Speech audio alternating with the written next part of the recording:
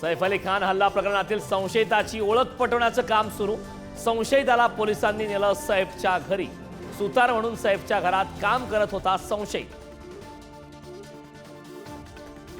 अभिनेता सैफ अली खानच्या प्रकृतीत ऑपरेशन नंतर सुधारणा। आयसीयूतून स्पेशल रूम मध्ये हलवले। खोल जखमेमुळे विश्रांतीचा सल्ला। सैफवरील हल्लेखोरानं शाहरुखच्या घराचीही केली होती रेकी। शाहरुखच्या घरात घुसण्याचा एकाचा प्रयत्न, मात्र भिंतीवर जाळी असल्यानं प्रयत्न फसला।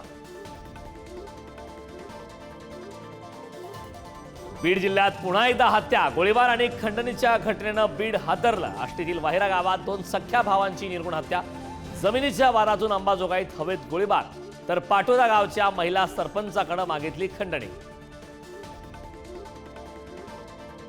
वाल्मिक कराडची परदेशात संपत्ती असल्याचा सीआयडीला संशय। वाल्मिककडे सापडलं परदेशी सिम कार्ड, अधिक तपास सुरू।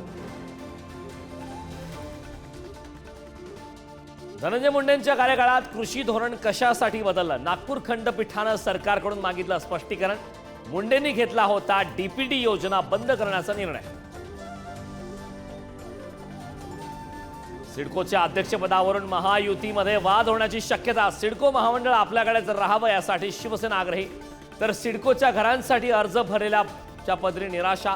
सिडकोच्या घराच्या किमती कमी होणार नाही।